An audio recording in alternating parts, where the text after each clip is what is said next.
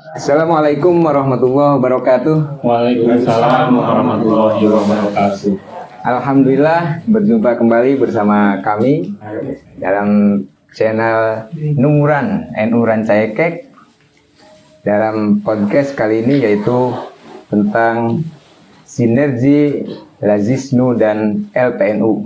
Alhamdulillah senang sekali malam ini kita ditemani oleh dua tokoh yang sangat luar biasa di Lembaga Nahdlatul Ulama yang ada di Kecamatan Rancaikek. Sudah hadir bersama kami ada Kang Hasan Syarif. Beliau adalah selaku Ketua Lazisnu, Lembaga Amil Zakat Infak Sodakoh Nahdlatul Ulama Kecamatan Rancaikek. Dan juga ada Kang Ipan Bahrul Fatah. Beliau sebagai Ketua Lembaga Perekonomian Nahdlatul Ulama Kecamatan Rancaikek atau LPNU. Selamat datang Kang Hasan. Selamat datang Kang Ipan, apa kabar nih? Sehat? Alhamdulillah. Ya. Malam ini kita akan ngobrol santai saja ya. Ngobrol santai seputar sinergi LPNU dan Lembaga Amil Zakat atau Lazisnu. Bagaimana membangun umat, menguatkan kepedulian sosial, dan memperluas manfaat bagi masyarakat. Kang Hasan, Kang Ivan, Ya, siap. sebelum masuk ke pembahasan yang serius, ya kita santai saja.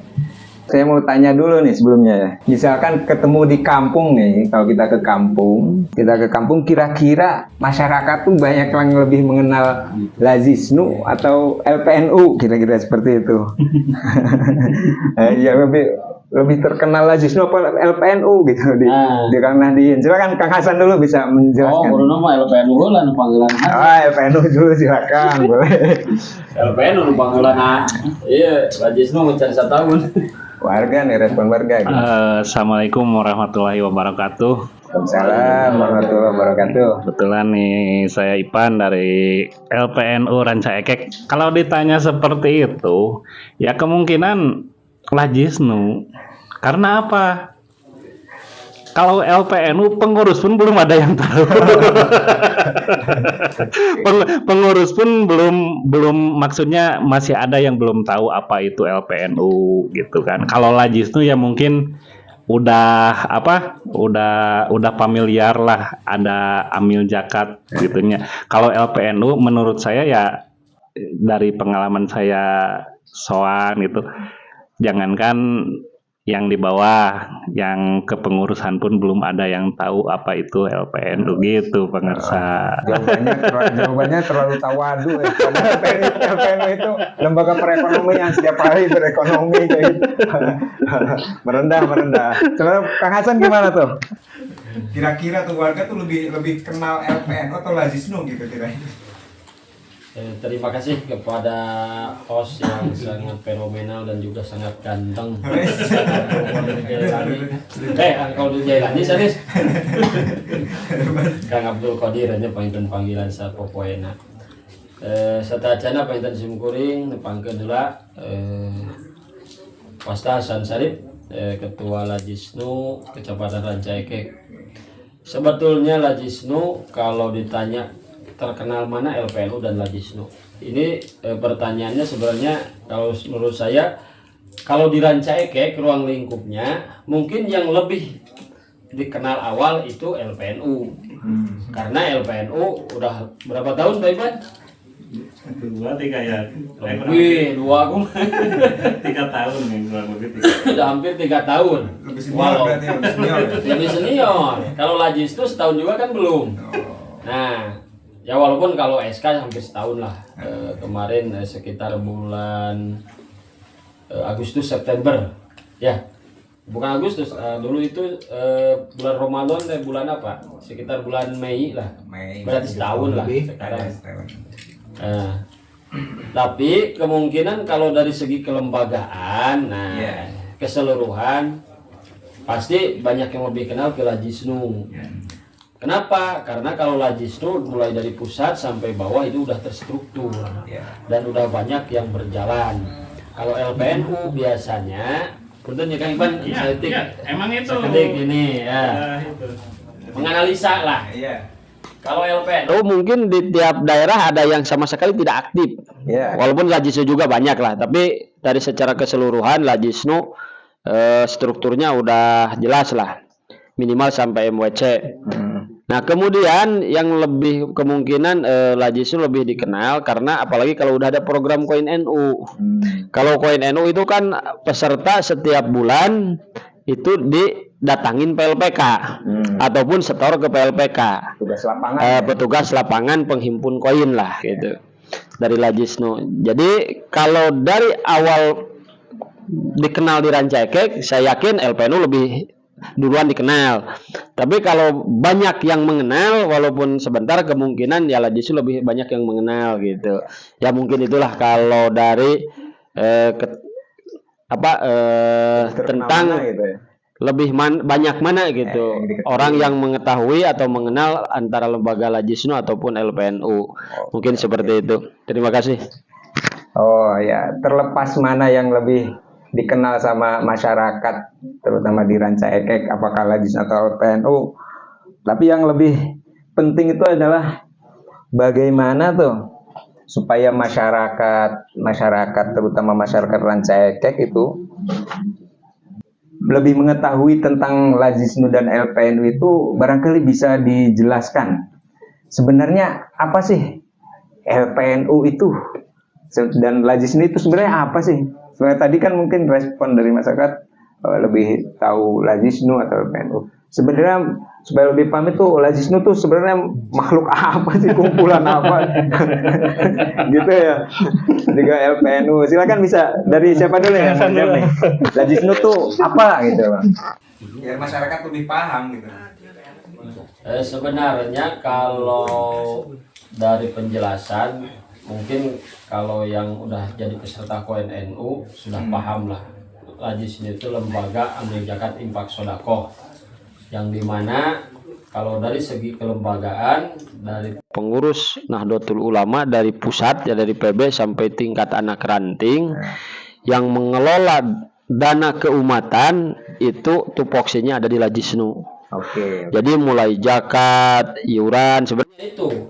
Walaupun ibaratnya kalau yang situasional boleh lah, seperti lembaga Banom yang lain-lain lah. Tapi kalau dari segi kelembagaan yang mempunyai mandat, yang mempunyai SK dari kepengurusan secara sah di Nahdlatul Ulama berdasarkan hasil muktamar, yaitu Lajisnu. Bahkan kalau Lajisnu kan SK-nya double, beda dengan LPNU. Kalau LPNU kan cukup dari ketua MWC ibaratnya, ataupun dari PC. Nah, kalau Lajisnu SK-nya itu kan dari Kemenag melalui Lajisnu pusat, kemudian juga dari kepengurusan. Jadi dua SK-nya. Kemudian SK-nya juga kalau Lajisnu ada SK kepengurusan dan ada juga SK operasional. Yang mana waktunya juga beda. Kalau waktu SK kepengurusan disesuaikan dengan jabatan. Kalau di MWC diangkatnya 5 tahun ya 5 tahun. Kalau di MWC atau di PC diangkatnya 3 tahun ya 3 tahun. Per periode. Ya, per periode. Tapi kalau dari segi SK operasional ini yang lebih berat. Kalau di tingkat ranting, Ukjis ranting itu setahun. Kalau di tingkat seperti JPJIS itu tingkat anak ranting ataupun tingkat DKM, tingkat RW itu SK-nya hanya sekali. Contoh kalau mengadakan penghimpunan zakat infak sodakoh di bulan Ramadan, zakat fitrah kita yang lebih terkenal, maka itu SK-nya cukup 1 kali. Jadi tahun depannya harus di SK-an lagi. Perbarui gitu ya. Ya. Nah, kalau di tingkat MWC, tingkat PC itu rata-rata 2 tahun. Itu pun kalau laporannya jelas, kemudian ya intinya lah sesuai dengan prosedurnya di Lajisnu. Jadi yang dia amanah, jujur, terus transparan. Kemudian tiap bulan ada laporannya, maka itu SK-nya bisa diterbitkan lagi. Tapi kalau seandainya nanti Lajisnu dalam 1 bulan atau 2 bulan laporannya tidak jelas, pergerakannya tidak jelas, intinya lah amanah dan transparansinya itu kurang, maka kemungkinan SK operasionalnya itu tidak diperpanjang. berarti. Jadi Lajisnu itu Selektif ya? sangat istilahnya Disiplin. bukan selektif lagi, intinya sangat ketat lah. Ketat. Jadi SK-nya itu bukan hanya SK kepengurusan tapi juga SK operasional. Beda dengan lembaga yang lain seperti punten Baipan DLPNU atau lembaga yang lain. Jadi yang penting udah ada SK kepengurusan selama jabatan itu, mau dia ada laporan atau enggak, ada kegiatan atau enggak, ya selama tidak dipecat sama atasan itu aman. Iya. Tapi kalau di Lajisnu meskipun kita jabatannya 5 tahun, tapi ketika SK operasionalnya tidak terbit, maka dia tidak bisa beroperasi. Oh. Seperti itu. Jadi ini mungkin perkenalan sedikit tentang Lajisnu. Oke. Berarti intinya Lajisnu itu adalah salah satu lembaga yang ada di Nahdlatul Ulama yang tugasnya dan yaitu menghimpun kemudian dan mengelola daripada infak, sodako dan zakat khususnya dari warga Nahdlatul Ulama. Kira-kira seperti itu ya, lebih singkatnya ya? Sebenarnya penghimpunannya umum. Jadi ini bukan hanya di Nahdlatul Ulama. Jadi di luar Nahdlatul Ulama Khususnya, pun itu khususnya gitu. ya khusus ini Yang kalau dari dimiliki. lembaganya di khusus NU. Tapi kalau dari penghimpunannya bebas. Yang penting itu di Muslim silahkan kan gitu. Karena ini SK-nya udah jelas dari SK Kemenag, dari Bajnas juga. Jadi penghimpunannya bahkan dari perusahaan-perusahaan boleh. Bahkan kan perusahaan ada yang Muslim ada non Muslim. Itu udah sah bisa. Karena udah ada SK-nya kan gitu, udah ada mandatnya. Nah, sementara dari LPNU sendiri nih, LPNU itu apa sih? Singkatannya apa? Terus tugasnya tuh apa LPNU?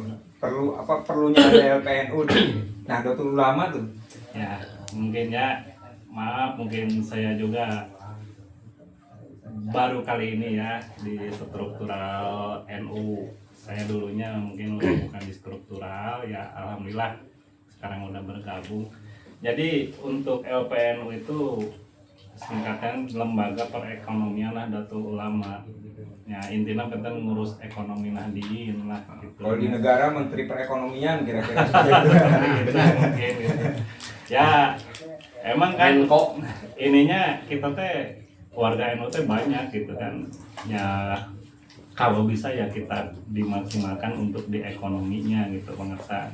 Ya tugasnya salah satunya mungkinnya ke tupoksinya LPNU yang sudah diusahakan salah satunya mendampingi para pelaku ekonomi bangsa, kan ada yang punya usaha atau yang dagang. Nah misalkan mau naik level kita dampingi, mau halalnya, NIB-nya, Intinya atau mengurusi perekonomian. itu dari sisi naik level kayak seperti ini kita nih ada Mr. Bro nih. Iya. Mr. Bro alhamdulillah lagi bantu untuk hakinya. Nah itu nanti bisa dibahas di program oh LPNU. siap, oh ya. Intinya berarti LPNU itu lembaga Nahdlatul Ulama yang mengurus tentang perekonomian umat, kira-kira seperti itu ya singkatnya. Ya, singkatnya Nah, seperti itulah. Ya. Oke. Berarti yang tadi disampaikan itu berarti kalau Lajisnu itu identiknya dengan infak, zakat dan sedekah kira-kira seperti itu. Kemudian LPNU sendiri identik dengan perekonomian. Ya, betul. Perekonomian masyarakat. Kelihatan itu kayak yang berbeda. Yang satu menghimpun, yang satu mengelola, yang satu lagi mengurusi perekonomian masyarakat. Padahal tujuannya sama, yaitu membantu umat, membantu masyarakat, gitu kan. Tujuannya sama, meskipun kelihatannya tampak berbeda antara lembaga perekonomian dan Lajisnu, kira-kira seperti itu. Nah, khusus untuk Kang Ipan nih, Ya. selama ini LPNU Rancaikek itu sudah memiliki program apa saja? Selama dibentuk tuh, memiliki program apa saja untuk mendorong kemandirian ekonomi warga NU sendiri, khususnya warga NU di Rancaikek. Apa saja program yang sudah berjalan? Oke, terus terang ya untuk semenjak saya masuk ke LPNU bingung apa yang saya harus lakukan. Ya. Karena tidak ada kiblat. tidak ada contoh itu kemana intinya yang udah berjalan. Alhamdulillah kata sesepuh ya sepuh itu mah masyarakat kumaha Pak Ipan ya ada Pak Ipan cenah ge dina Ahli perekonomian. mohon cenah ge penting itu mah ya makanya pertama di awal saya menghubungkan rantai-rantai yang tidak tersambung. Contohnya gini, kita tahu di Nahdien itu kan banyak pengusaha banget Oke. kayak jasa tukang cukur tuh, wah semualah nah itulah saya silaturahmi dari sana sama referensi dari ketua ranting-ranting seranca Eke Pak Ipan itu di sana ada orang tukang cukur itu katanya anu Nahdien sok. Nah dibikinlah pangersa satu apa komunitas Menghimpun. ya betul biar saling kenal nah itu mungkin yang pertama dikerjakan. Nah setelah itu ya bertahap nah tadi ada pendampingan juga untuk yang mau naik kelas seperti NIB, halal, IRT seperti itu. Alhamdulillah kita juga kerjasama dengan LPNU Kabupaten. Terus dari bidang jejaring komunitasnya itu kita tuh mengenalkan antara pelaku A dengan pelaku B. Jadi alhamdulillah udah ada yang saling kerjasama. Misalkan ada yang tukang ayam, tukang nasi goreng itu bisa saling kerjasama seperti. Jadi intinya jadi kenal sekarang mah. Oh ini ada ini. Jadi makanya untuk warga masyarakat Ranca Ekek khususnya mau nanya apapun tanya dulu ke LPNU. Bahkan mau dicukur, mau dipijit, atau mau sol sepatu semuanya, mau bengkel motor kayak sekarang alhamdulillah nih ada sponsor bengkel motor Haji Sanusi Ahmad Sanusi ya sponsor kali ini. Terus ada jasa di laundry juga pemirsa. Nah laundry ada Umi Aisyah juga sama. Nah terus ini ada Mr. Bro dan kita LPNU alhamdulillah nih ada salah satu programnya kerjasama sama Al Maksum. Jadi LPNU Ranca Ekek sama Al Maksum bekerja sama di bidang AMDK juga. Terus ada yang sekarang launching itu kita kerjasama sama Pak Tayat Jelgong. Oh iya. Dalam itu nanti bisa dibahas di gitu. Di session jejaring. Oh iya siap ya. Lebih Oke ya. Sampai mana dengan. Jadi kalau untuk program kerjasama mungkin ya menghimpun, terus ada program tahunan juga kayak kita kulit kurban itu. Jadi untuk program kerja kita kerjasama bisa bersama lembaga yang lain, bisa dengan ranting, bahkan dengan pelaku ekonomi langsung gitu pemirsa. Ya kurang lebih seperti itu ya.